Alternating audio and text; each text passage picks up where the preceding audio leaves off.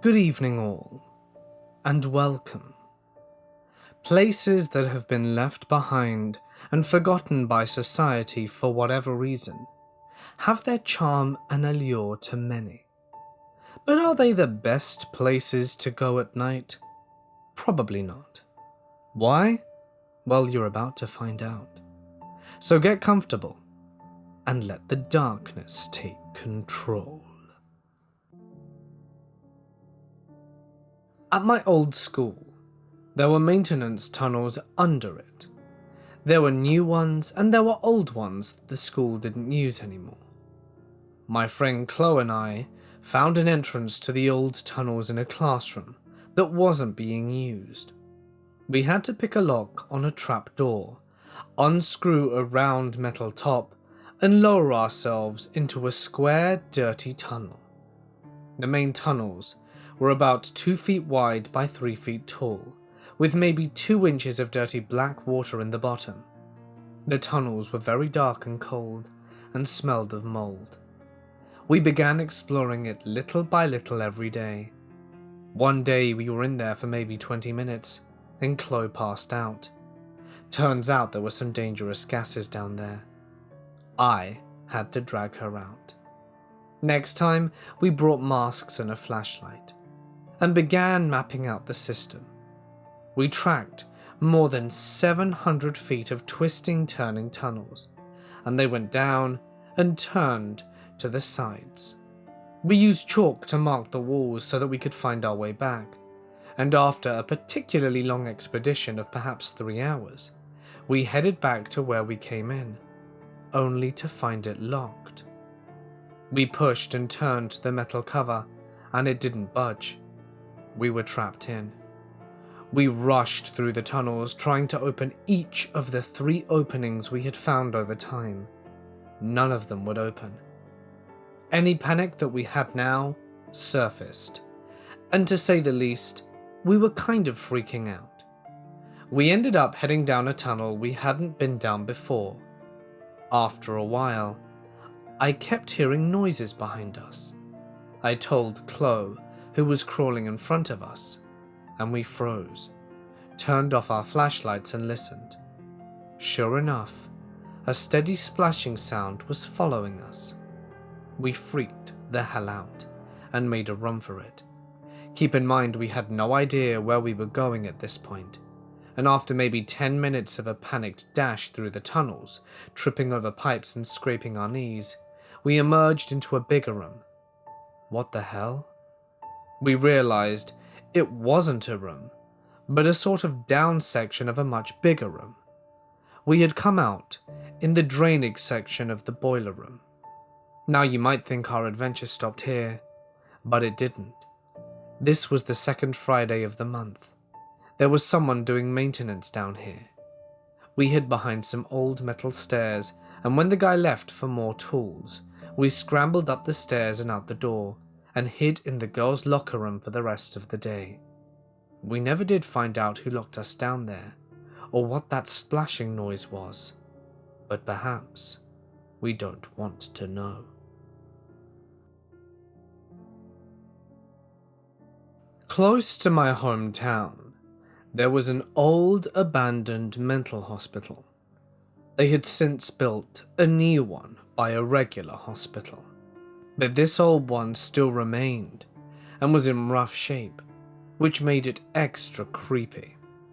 Quite often, kids would go there to root around and whatever, because it was a weird and creepy place and something to do. A few of my friends and I decided we would go one evening to see how creepy it actually was. This was during the middle of summer, so it was 80+ degrees, and it had been for the past 2 or 3 months. And this night was well into the 70s. We spent about 90 or so minutes on the upper floors, and eventually we got to a point where the floor had caved in and opened to the basement. And one of the guys climbed his way down to check things out. He found a door that, to ground level, all the other basement access points were totally locked up / closed off. He prepped the lock from the other side, and went down there, only to find this area seemingly completely untouched by vandalism and the decay of the upper floors. It was crazy how good of a shape things down here were. There was a bowling alley with pins still standing, and all kinds of other cool things, but that was the weird part. Eventually, we found this tunnel next to a larger room. The door was locked up, and we ventured down the tunnel to find a 14 by 14 meter room with one chair with straps in the middle, like an old electric chair.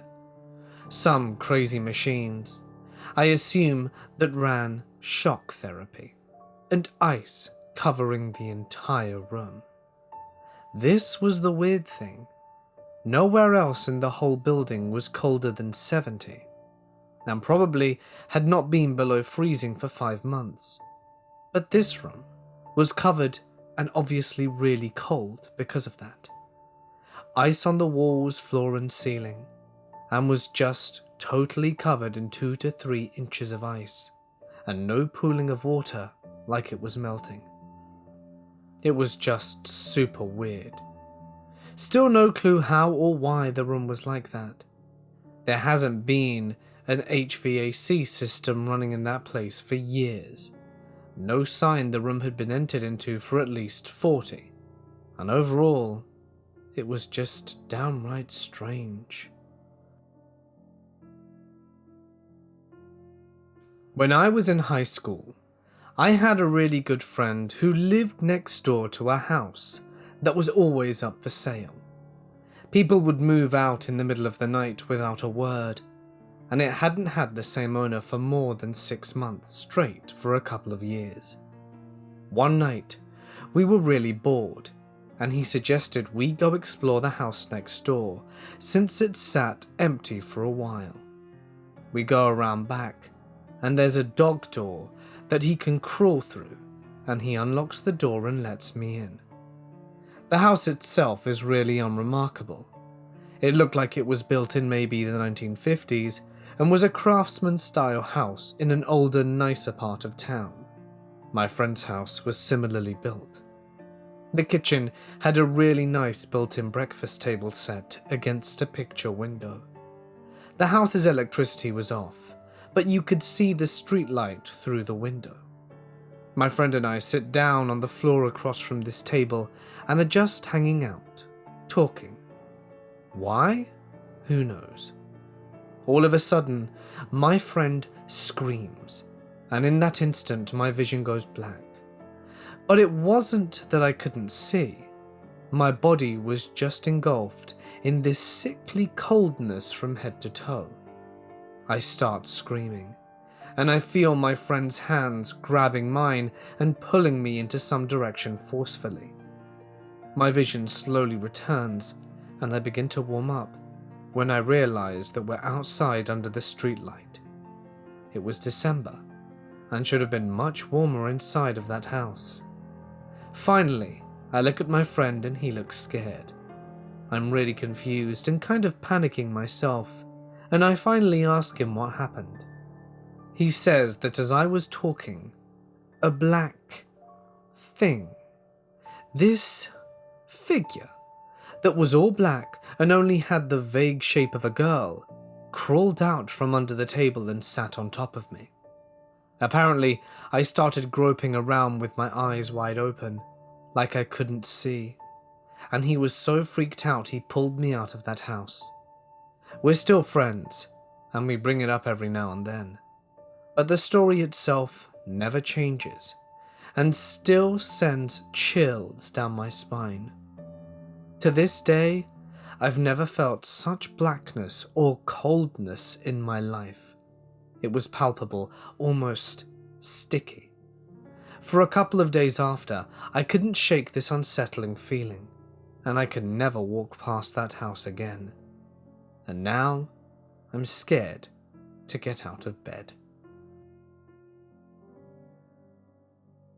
Hiking along a section of the Pacific Coast Trail with my aunt and dog After 3 days, we found ourselves at an impassable river crossing with the dog and had to head back. Reluctant to go over the mountain passes we just did, we pulled out our map and find what seems to be an interesting trail through the Ansel Adams wilderness that will put us back to where we started. We go to a resupply point, get some dinner and a shower, and ask if we can get a 4-wheeler ride up the road to the trailhead. They say nobody goes up that road, and we couldn't get one, but a man on vacation with his family offers to help us out.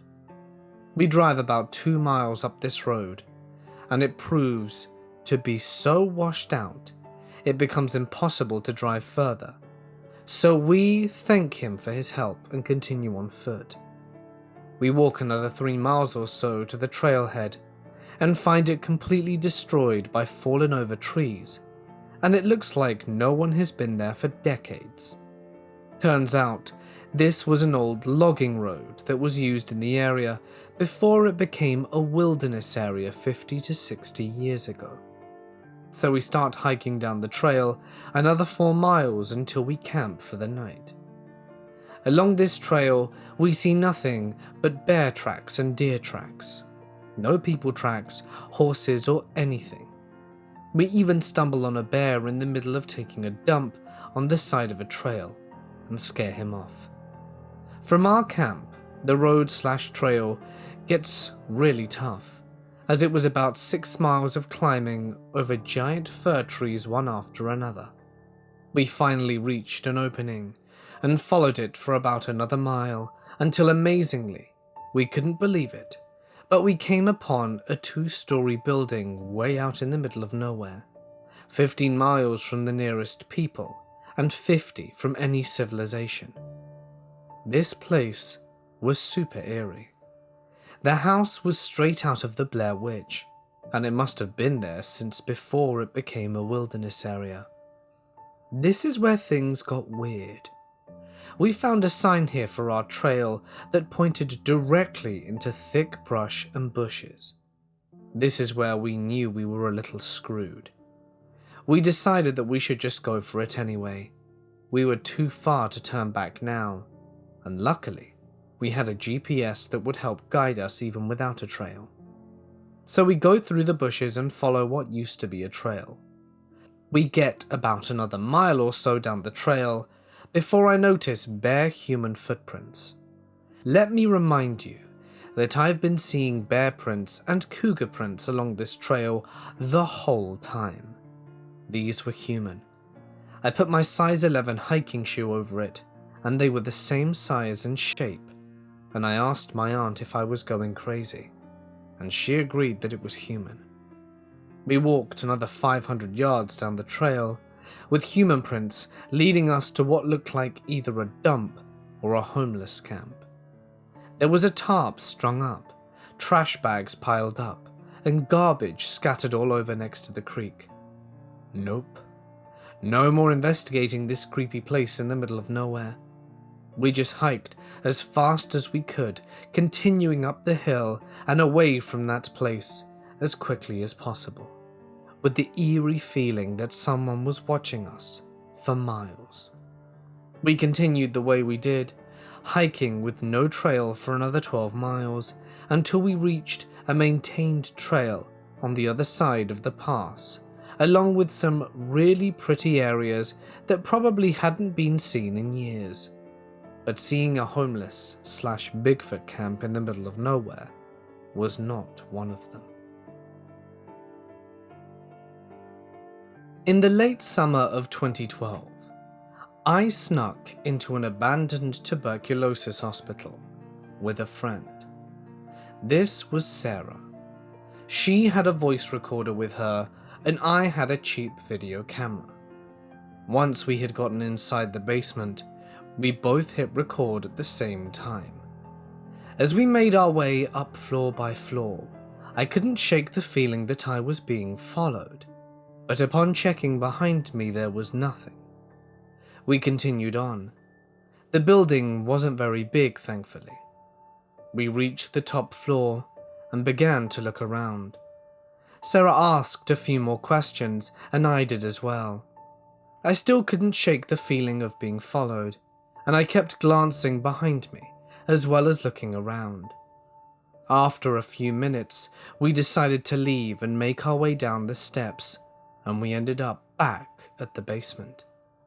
As soon as we hit the basement, the feeling of being followed stopped, and I could relax.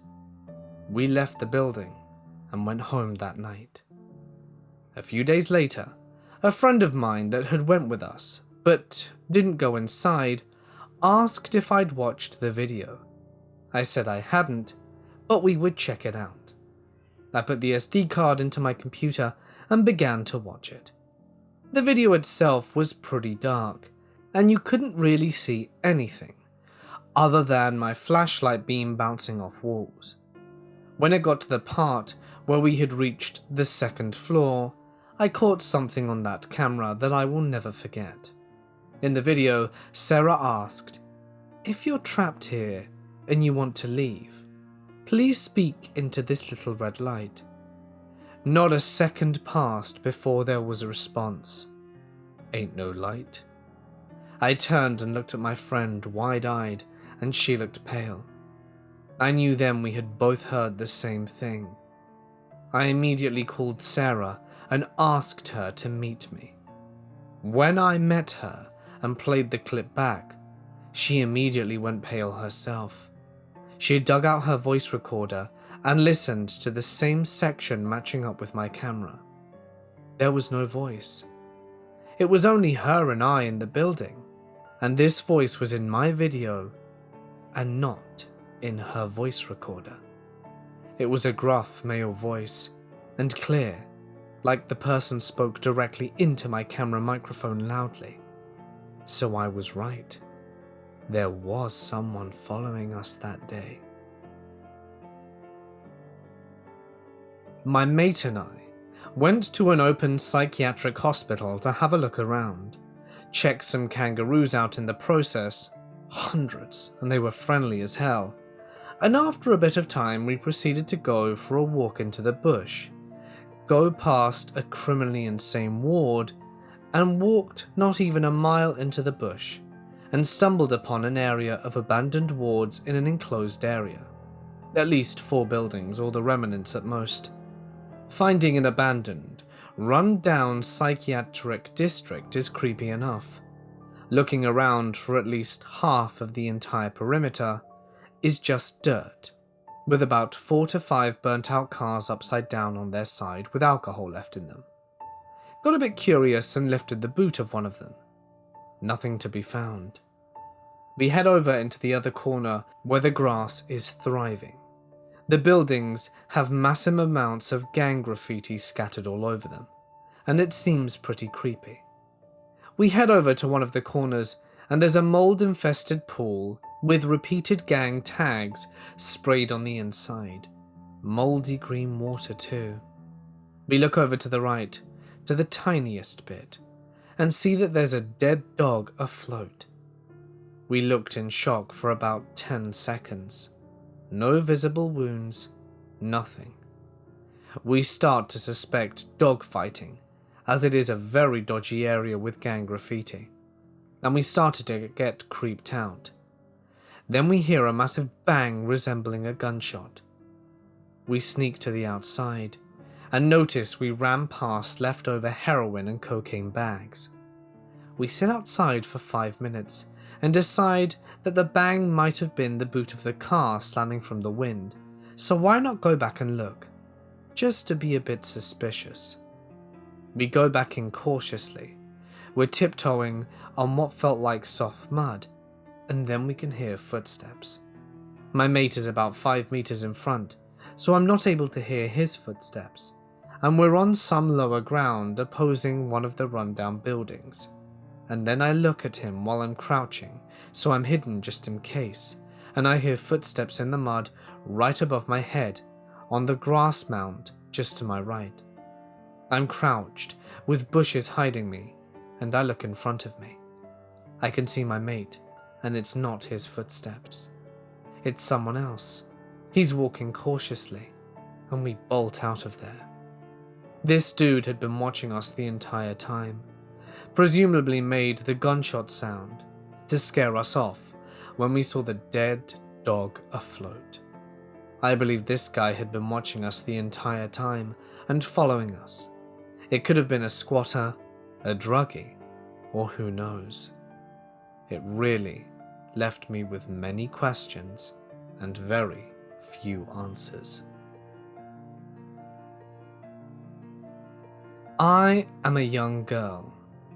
In my late teens, I grew up in a pretty small city, which gets even smaller when the Queen's students leave for the summer. Ontario is the home to Queen's University, which means that I'm not typically alone at night when I go out on my late-night endeavors. However, once those students are gone for the summer, I tend to find myself in riskier situations with rougher-looking people. It's almost as if when the students leave, the crazies come back. I am a huge advocate of exploration, and I explore every single chance I get. This hobby of mine has gotten me into trouble more than a few times, and I'm quite lucky to still remain unscathed by any insane person to this day. There are quite a few abandoned buildings in my city, which nearly anyone who is interested in horror and adventure would love to find their way inside of.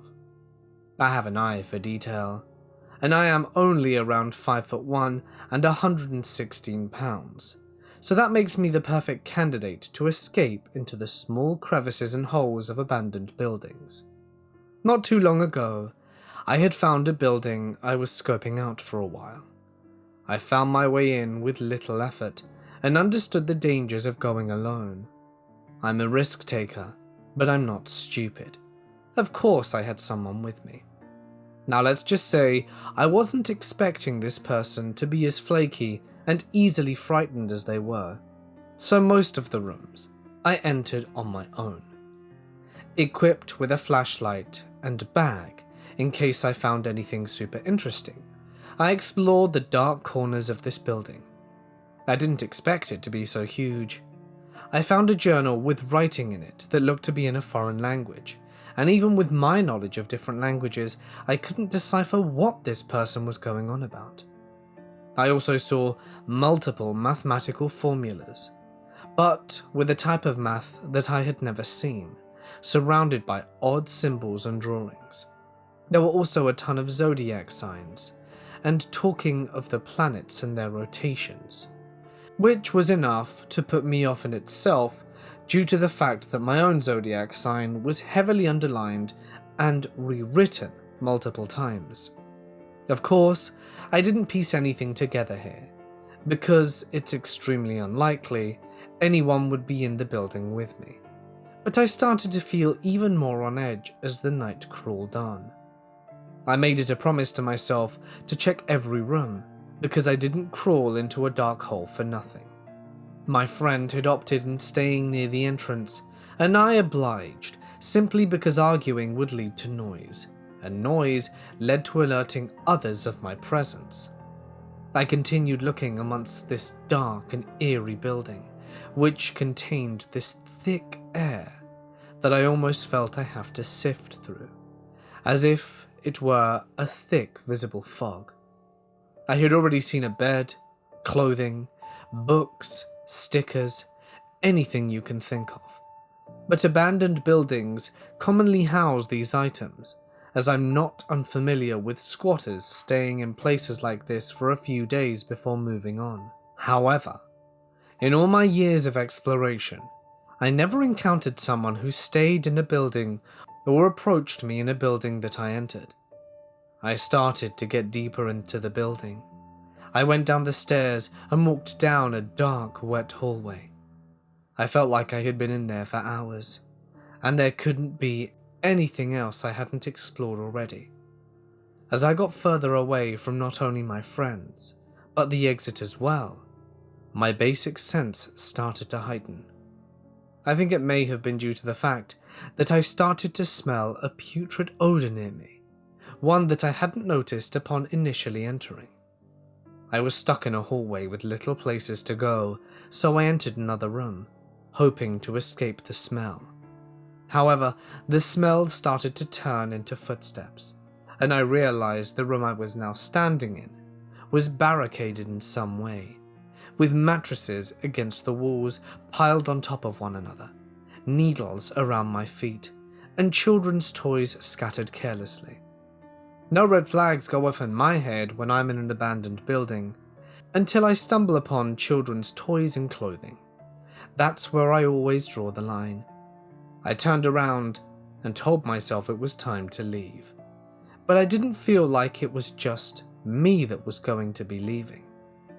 I started walking back the way I came, finding my way through the mess and clutter, the disgusting odors and tapping of feet and plunking of water. I hated it there. I hated the buildings I explored that only had one exit. I knew if I made one wrong move, it could lead to something awful, so I didn't turn around. At this point, either due to adrenaline or my senses heightening, which I believe to have been connected to my adrenaline kicking in, I could literally feel someone behind me. I heard, smelled, and felt the presence of someone walking no more than 6 feet behind me. At this point, I picked up my pace, but in a way that wouldn't be too obvious. And when I reached the exit, I cannot explain the euphoria I felt. It was such a relief to see my friend and tell her to get the hell out of there. As soon as I started making my way to the hole to exit, I felt a strong grip on my right leg, and my heart literally stopped. Whoever was in this building had clearly been following me and watching me the entire time, but didn't bother touching me until the second I tried to leave. I didn't even look back. I just started kicking my leg and screaming. At this point, I didn't even care about people hearing me. My friend quickly caught on and started screaming too, then reached for both my hands. Whoever had been gripping my leg had gripped me so hard when I finally broke loose. There were red indents on my calf. We went home and literally did not speak another word about it. I actually tried to change the subject in my shivery voice because I was so scared at whoever this person was and the fact that they had been following us. Long story short, we weren't followed anymore, and my friend proposed that it may have been someone else exploring or a teenager up to no good that wanted to scare me by following me and grabbing me so that I would assume I was in danger. Personally, I don't believe that.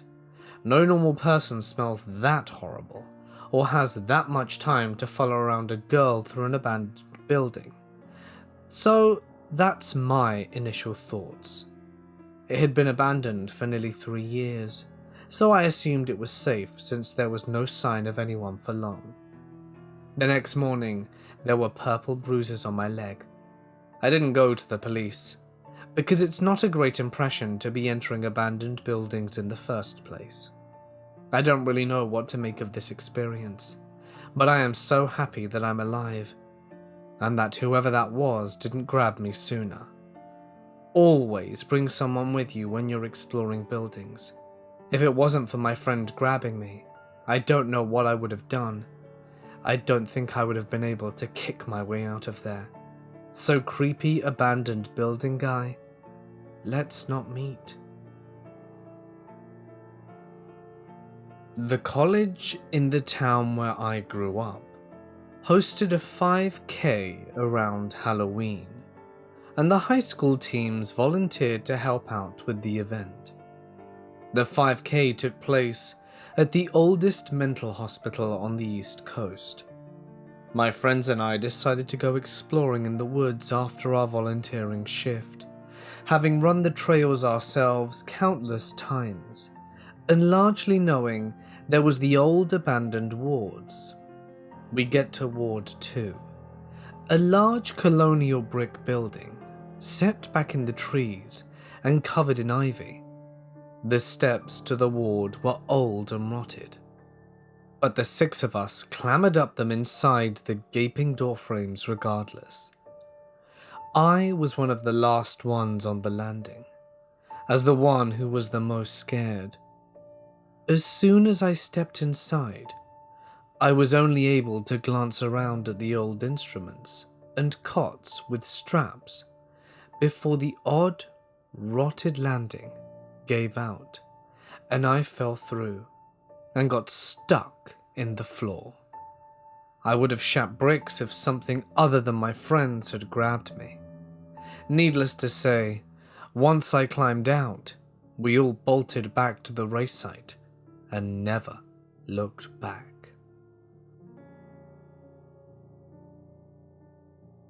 I am currently a university student.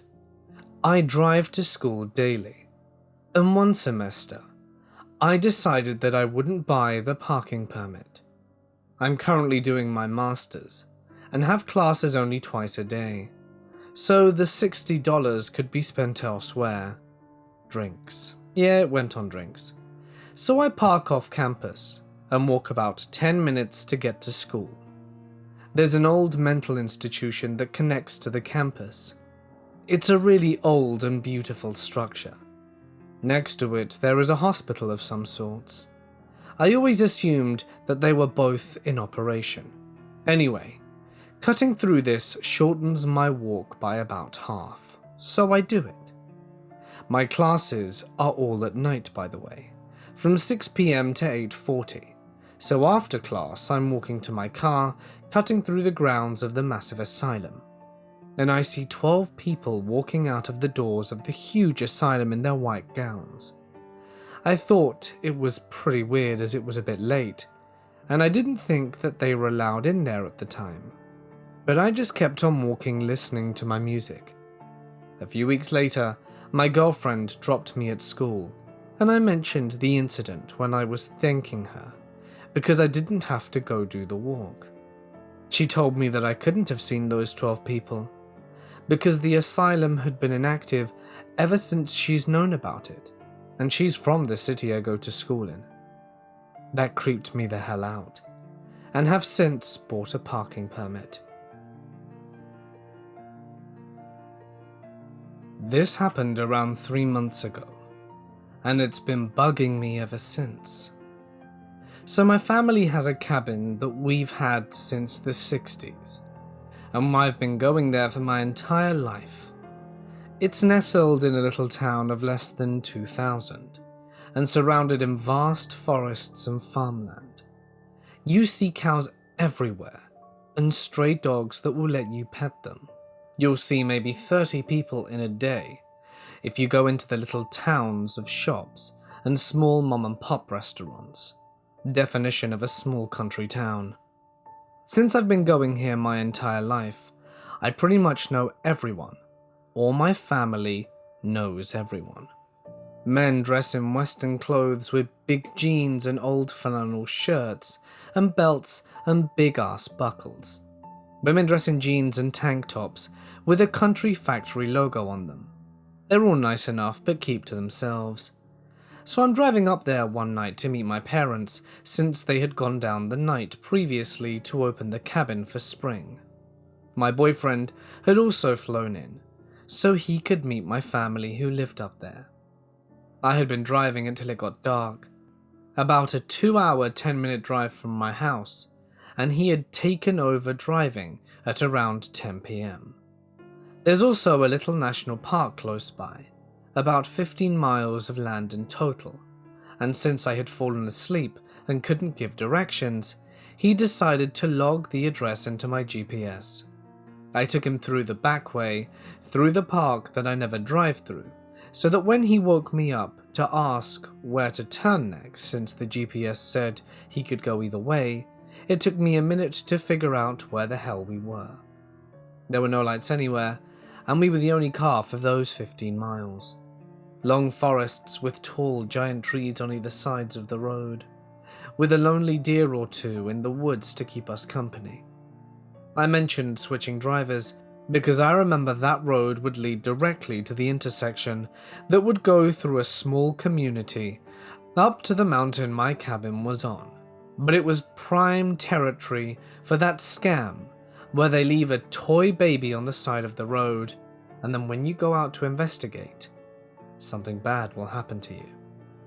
It was dark enough and the forest was thick enough that we joked that some cult members would be hiding out there. Hell, maybe they were. Needless to say, we knew that stopping wouldn't be a good idea. We eventually passed through a small clearing/intersection, not the one we wanted, with a dinky concrete building on the side of the road with one light on, and a car pulled into the slanted gravel ground. My boyfriend drives forward, and we see two people there. My gut immediately twisted, and I began feeling sick. Sick enough to feel ice cold run through my veins and needing a hand on my stomach.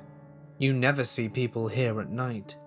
It was two kids, teen boys in fact, probably around 15. They were wearing city clothes, Nike shorts, and obnoxiously coloured sports workout clothing and looked very out of place. They saw us coming and walked away from what looked like an old beat-up El Camino, probably 1965. It's important to note that the paint was completely gone, and it had a light brown dirt or rust covering the body. They waved and smiled at us, and that is what really freaked me out the most. I didn't have a damn clue who these people were, and I knew a gas station was right up the road. They could just walk there. I could see it past the road and overhead bridge. That building was also abandoned, so how was the light on the wall? They walked out onto the road, almost blocking us from going forward, and my boyfriend had to slow down in order not to hit them, and they continuously waved their arms and smiled at us, maybe saying something but I couldn't hear. I remember mine and my boyfriend's conversation going something like this. "Should we stop?" he asked nervously, looking at me with his hand on the gear shift. "No, just keep driving." I clenched the door handle and double-checked it was locked. "But babe, they could be in trouble." "I don't care. I don't know them. My gut is telling me to leave. That building is abandoned. It shouldn't have the light on. Hell, their car is abandoned. Just drive away, please." He quickly drove around them and slammed on the gas, trying to calm me down since the whole scene scared me in such a specific and bizarre way. Images of getting out of our car as some stranger got in flew through my head. I looked behind us and they were still standing in the middle of the road, with a look between cross and angry, as well as a calm stare, and didn't move from the road until we turned and could no longer see them. Who were those kids? Why were they wearing city clothes? They looked too young to be driving cars. And I knew for a damn fact that the car they acted like they owned had been there for months. I knew this because I remember seeing it last summer when my dad pointed out the model, and I said how I wanted an El Camino someday. We finally made it out and found the intersection we wanted that led to the familiar gas station, and he didn't hesitate when I said I needed to drive next. About 10 or so minutes later, we got to my cabin, half-heartedly laughing about it the whole way there. When I told my parents about it, they didn't reprimand us for not stopping. It was almost midnight by that point, and that night wasn't so bad that those kids would freeze, and they agreed with us that the whole situation was weird. Should I have stopped? Maybe. Can I change what I did? No. Did I feel comfortable stopping? Absolutely not. This happened to me in the beginning of the school year, during a break we had sometime early in the year. I am a college freshman, living in North Dakota, where I have lived my whole life. I can promise you that no matter how far-fetched the upcoming tale may sound, that it is all true. This all started when I was with 4 friends in my car in North Dakota.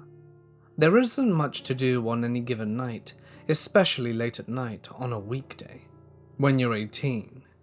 So we went to a friend's house, but quickly got bored. then went for a drive where our story begins. We were driving down a well-traveled road that I had never been to the end of before.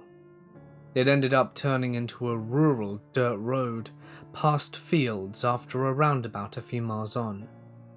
I forgot the conversation, but I remember it was just then that I said, "Man, I wish something scary or unexplainable would happen to me." My friend Connor said from the passenger seat, "Be careful what you wish for, man." I know. It sounds like the perfect setup for any fabricated story on the internet, but I really didn't think anything of it at the time. We drove around this rural maze of dirt roads for another hour or two, until we found our way out and went home. Nothing noteworthy. The next night, my friends and I were bored once again. It was about 2 a.m. Off the 52nd, the street that we were on the previous night, there was an old house that had half of a bus with the end blown off, a garage that smelled of candy strawberry, and I've been told that because some people made strawberry meth there, and a rundown house that was vandalized by local kids. It's all abandoned and creepy, and the bus was blown up from a meth lab exploding. Apparently some people died in there. We weren't there because it was a good place to frighten our friends, who had never been there before. Myself and 4 friends drove past a Walmart that is directly by, and as we drove by, my friend Rhett, who is extremely superstitious, says that he saw a black cat cross the car paths and that we should turn back. We question him and press on to the house. At the house, we get out to relieve ourselves. Connor and I go north to the car closer to the house, and Rhett and Sam go south of the car, closer to the forest. Colin waits to the east of the car, and Connor and I finish peeing, and then on the other side of a rubble pile in the middle of this clearing, we hear what sounds like someone rolling over in the dry grass. We look at each other and run back to the car. At that exact moment, Rhett and Sam are wide-eyed, and they said they heard 2 very distinct heavy footsteps, one right after another, as though someone was walking. Heard how loud their footsteps were, but then had to put the second foot down after, committing to making the steps. Connor and I tell them what we heard, and everyone hustles back into the car except for Connor and I. We decide to throw rocks at the other side of the rubble pile to prove it to be an animal. We both count to 3 and throw a handful of pebbles from the ground at where we heard the noise. The pebbles skitter across the clearing and nothing.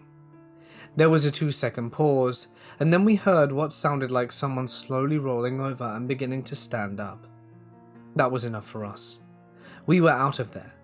I made a tight circle and exited the parking lot, going 10 miles an hour. I decided that when my lights came over the rubble pile, I would slow down and let them illuminate the area for a few seconds and try to see something over there. What I saw boggles my mind to this day. About 20 feet away, on the other side of the pile of dirt and roofing and tall grass, I saw, between the tall shrub-like grass, what would be best described as a head with an all-white featureless mask on, tentatively raise its head, then peer over the debris, then realize that my lights aren't going to be leaving its area as quickly as it thought, and duck back down quickly. When I say face mask, I don't mean Jason from Friday the 13th. I mean it looked like a human-shaped head, except it was hairless. It was not pale, but white like an egg, and it moved in the same way you would expect a human to, who didn't want to be seen, peering over a dirt pile, then getting caught in headlights. It was eerie, and my friends, of course, weren't looking at it because I decided to slow down and look over literally at the last second, then book it out of there. Anyway, I was shaken. I didn't even know what I'd seen, nor did my friends have any guesses. and I didn't really know if they believed me.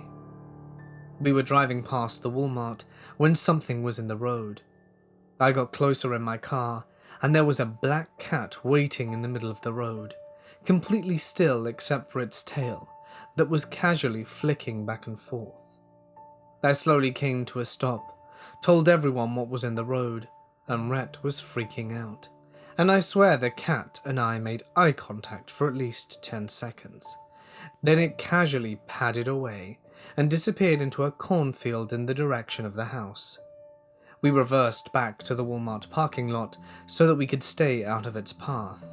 Then we went to get gas and snacks at the nearby gas station. We went back to that place, taking the non-cat road, and brought bigger stones to throw. Nothing at all happened, so we went about our night and then went home with a crappy tale to tell. That was the end of the first night. What happened the second night started off at about the same time as the first.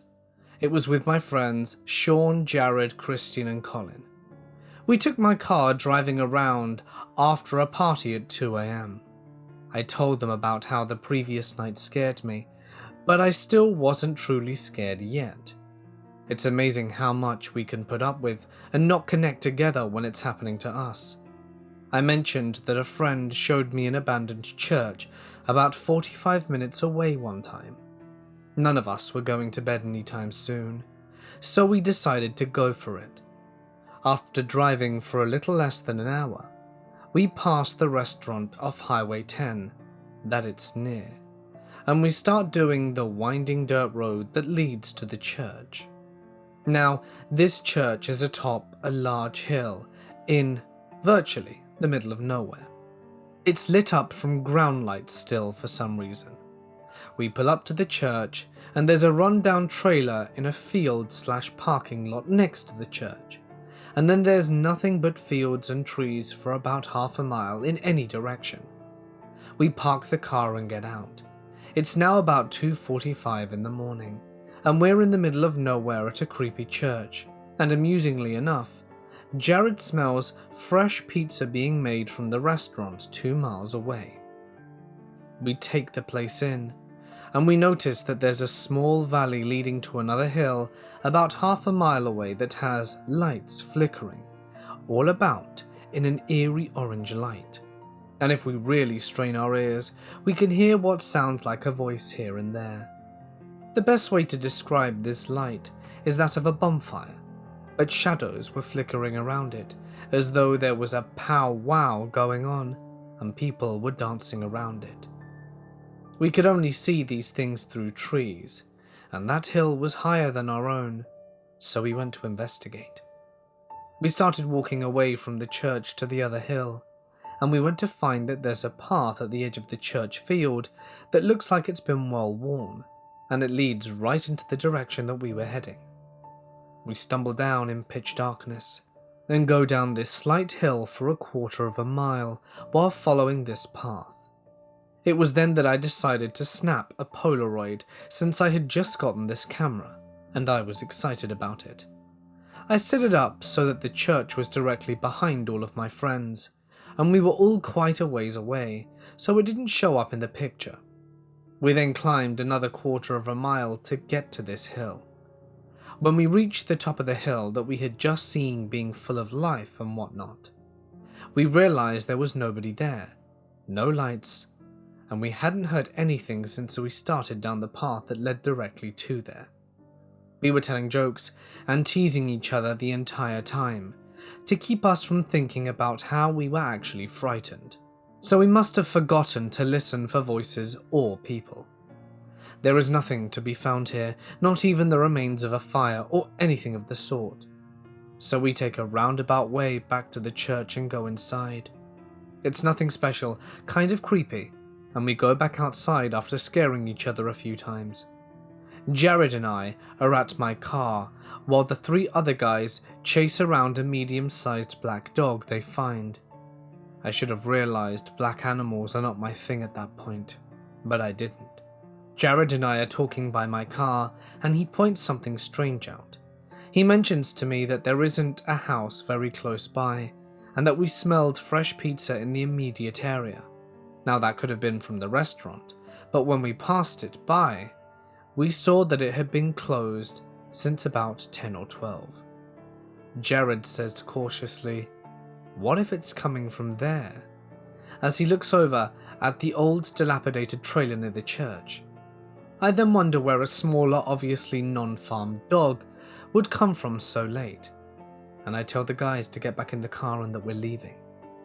We back out of our hidden parking spot onto the far side of the church, and as I swing my car around to leave, there is this dog standing totally still in the middle of the field. The guys are a little scared at this point. It's just staring at us. I get closer to the dog, and it's because it's blocking my exit, but it doesn't move. I finally get within 20 feet of this dog, that looks to be about 20 to 30 pounds, and realize it's the biggest rabbit I've ever seen in my whole life. It's completely black. We make this realization and stop the car completely. Just then, as if we knew we had figured it out, the rabbit runs to the trailer. From there it stands by the trailer and stares at us once again, as if it was wanting us to follow. Sean says that if we see a mutant rabbit beckoning us, we had better follow it. But Colin thinks the opposite. We leave the car running and follow the rabbit. The rabbit waits patiently for us to jog over until we're about 10 feet from it, and it disappears underneath the trailer. I turn on my iPhone's flashlight app, and I search under the trailer, and the rabbit is honestly gone, and it has nowhere to go except a small patch of trees right behind the trailer. We investigate, but find nothing in the area. But we're already by the trailer, so we check it out. The trailer looks to be at least 20 years old. It's got bricks under it, and the wheels are blocked, and it's falling apart. I look at the door and tell them that it's locked from the outside. We start to leave, when Sean says we should break the lock. He sees an empty 7-Up can in my car, and remember that in 9th grade I used to do this trick where you can take a soda can and cut out an M shape from it, and fold it a bit, and then stick it into the side of a combination lock at school. You jiggle it, and it opens. I agreed to try and open the lock. I make the pick, and I walk up to the trailer. The trailer has a fold-down, spring-loaded step that boosts you up to the level of the trailer. I step down on it and insert the pick. I work for no more than 10 seconds before I heard and feel a bang from the inside of the door. I immediately jumped off the step and leave the pick firmly planted in the lock. The guys don't know what happened, but I just said, "Something hit me from inside the door." So we ran back to the car and left immediately. Back on the highway, we were going about 60 miles an hour the whole way home. 10 minutes into the drive, I was sharing my theories on what I think happened. I thought somehow the rabbit climbed through the floor underneath the trailer. Then Jared said something none of us thought of. He said the trailer was padlocked from the outside. What if there was someone in the trailer that was tied up, gagged, and couldn't yell for help, and all they could do was bang on the sides and ask for it, and everyone goes silent? He's in my back seat and I'm looking back, when suddenly Sean yells that there's a deer. Sure enough, I look up and see a deer waiting in the middle of the road. Let me be clear. Thus far, all of these animals are standing still in front of my car as if they're waiting for me. They're not walking across the street. They're not stunned by my lights.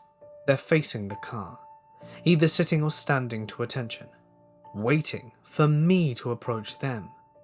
Now, none of them are ever scared of my car. I swerve to avoid the deer in the middle of the right lane, which is my lane of the 2-lane highway. I try to slam on the brakes and swerve onto the shoulder of the highway, but accidentally accelerate instead. This deer did not budge 1 inch until I swerved to my right, and then it ran in my car's direction, like it wanted me to hit him. That acceleration ended up saving our lives. The deer ran in my car's direction, but I sped up to about 75 and accidentally and narrowly missed him. I saw him frantically running at my car from my driver's side window, and I swear if I'd have reached out I'd have been able to touch him. We collected ourselves after that and went home, and thought nothing more of the fun night and quick creepy thrills we got out of it. Hey guys, it's Mort here and thank you so much for listening. I hope that you enjoyed tonight's stories. Hopefully I'll do one of the topics that didn't win the poll tomorrow night. Maybe I'll do another poll. We'll have to wait and see. If you did enjoy the video, it would mean a lot to me if you would drop a like, leave a comment with your thoughts, subscribe, and press the bell icon to be up to date and updated with new videos every night. If there's a story that you wish to share, something that you have experienced, feel free to send it to my email or post it to my Reddit. Either are fine. Just please be sure to use plenty of punctuation, paragraphing, and description, as this will help in selecting the stories I read as they come to me. But anyway, for now guys, I'm gonna sign off. Stay awesome, and I'll see you in the next one.